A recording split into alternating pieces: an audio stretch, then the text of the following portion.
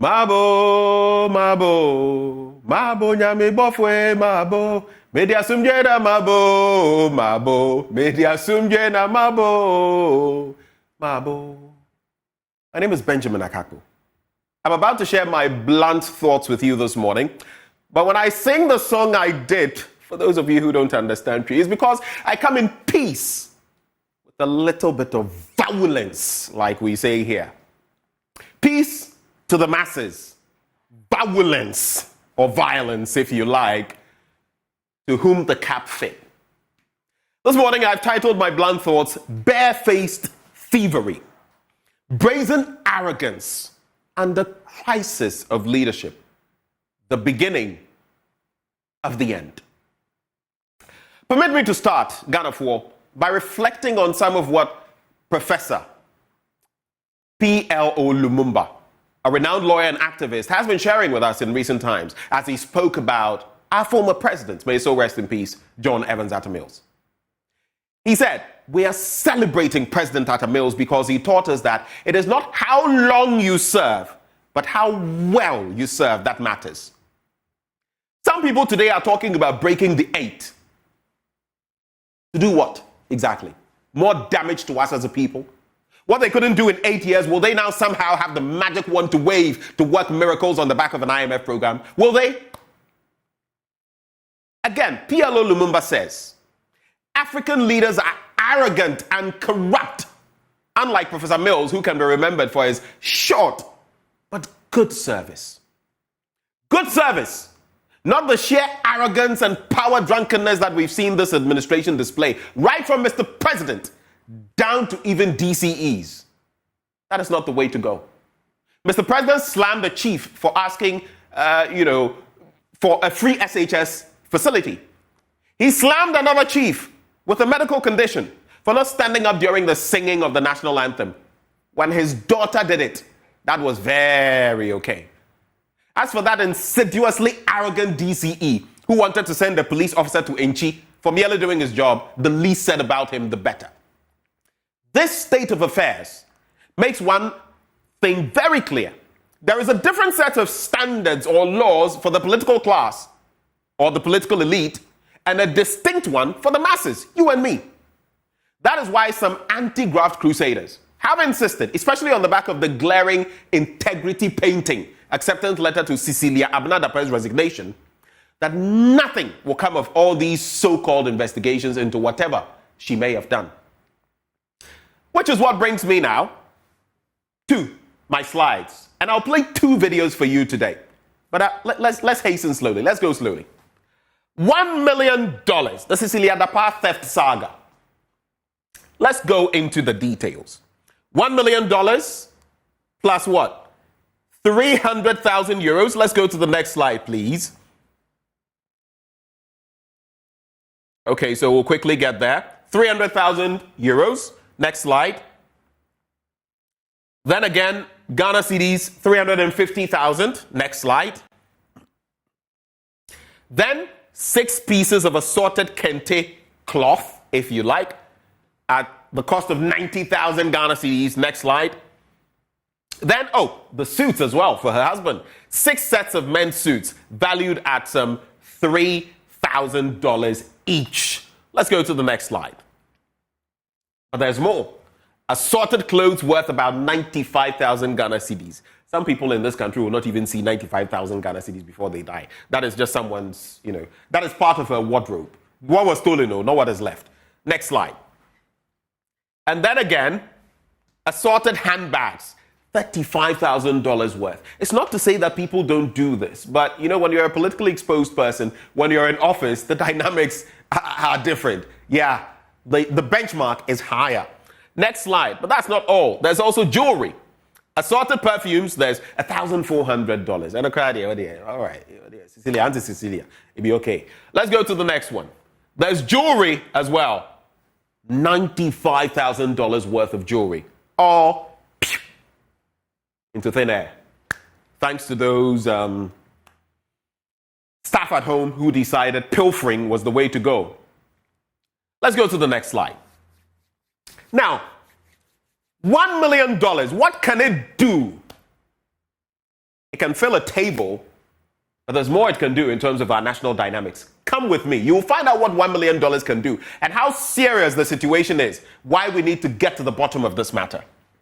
Now, in terms of the allocations to different sectors of our economy, allocation, item, child or human trafficking fund, we gave them 1 million cedis. And mind you, keep in mind that $1 million is the equivalent, as of today, of 11.3 million Ghana cedis. So child or human trafficking fund, 1 million Ghana cedis. Mental health fund, 1.406 million. Operation Vanguard, that is the anti-galamsey operations, and REDSEC, that is the Regional Security Council, 3.2 million Ghana cedis.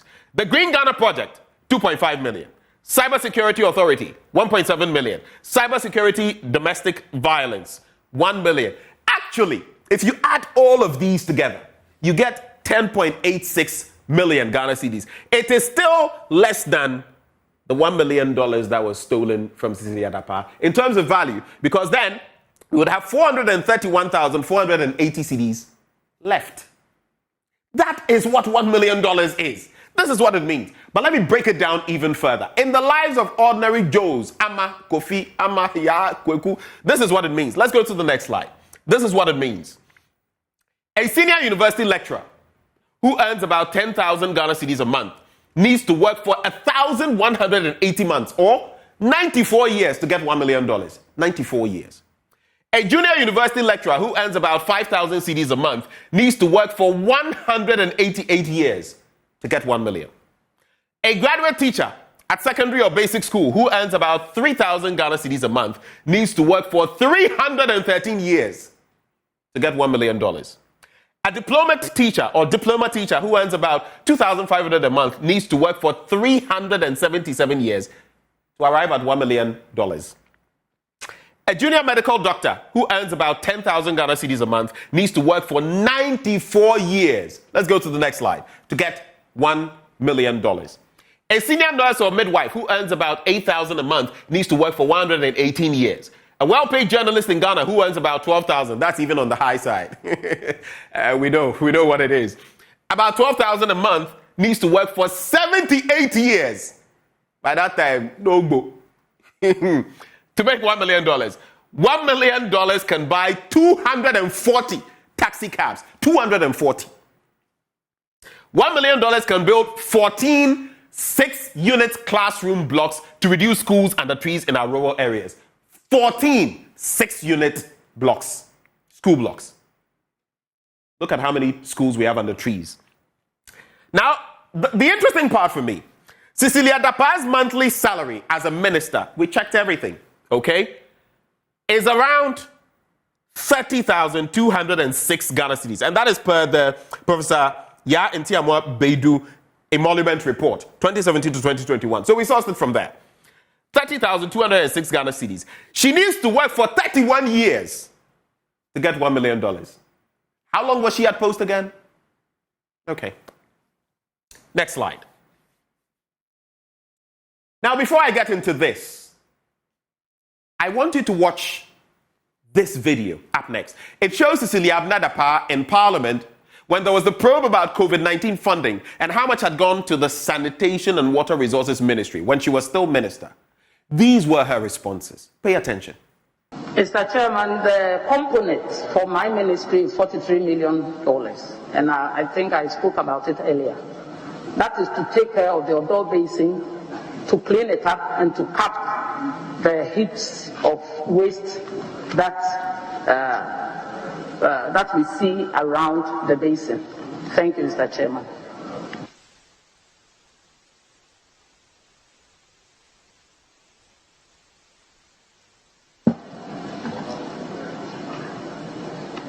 You claim that your ministry had 43 million out of the $200 million.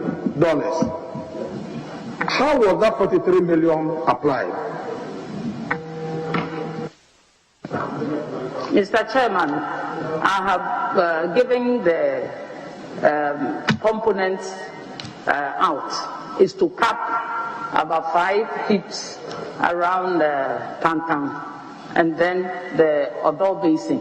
And it's also to clean up the Odo Basin to make the channels open for water to flow in. Yes.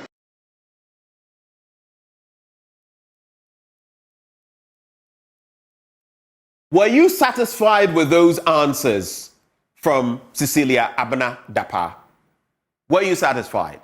Former Minister for Sanitation and Water Resources. Well, I wasn't either. Yet she got clean away without Parliament doing a lot more digging to get her to deliver a better account of how she had expended our $43 million of COVID-19 cash. What am I saying? What am I insinuating? I'm neither saying nor insinuating anything. But you can read between the lines, if you will. Like Jesus with the masses of his day, apart from his followers, that is. I shall speak to you in parables only. You do the math. You go work it out for yourselves. But let's also watch this second video from Newsfile on November the 9th, 2013. You see, why am I digging up some of these things? Because the rhetoric today of those in power versus the rhetoric then of those in opposition speaks volumes. And that is the circus we play in this country. In opposition, they see all kinds of nice things. NDC, MPP. But when they come to power, that confusion, this is Ursula Owusu Ekufo on that day and what she said about accountability, probity. Listen to her.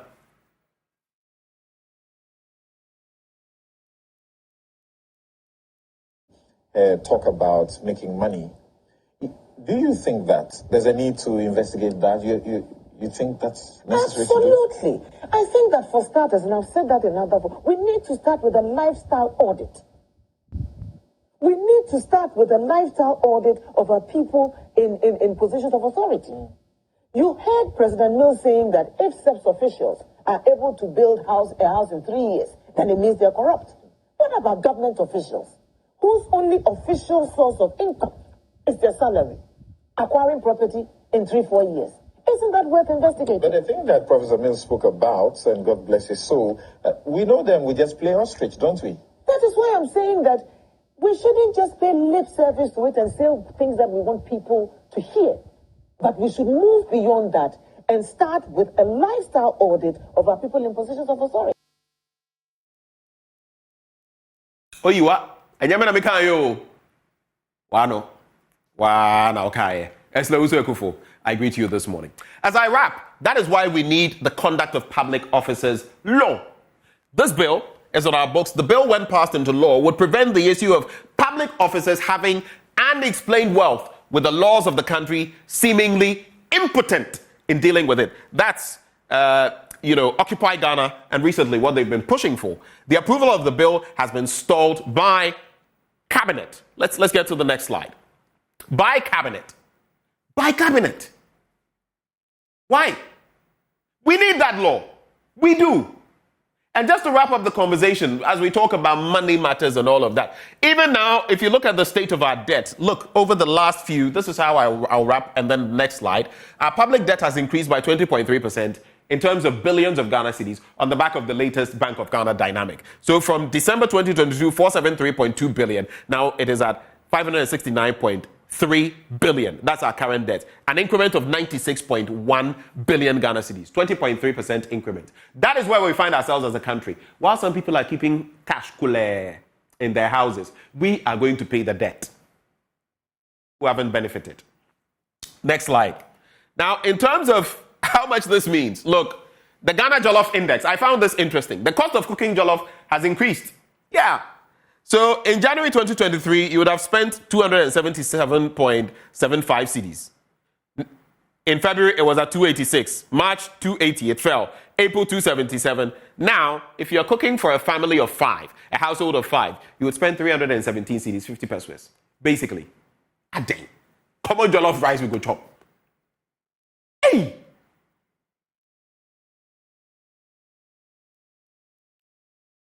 Well, this is the picture. This is the reality. The videos speak for themselves. I have nothing more to say. You judge for yourselves.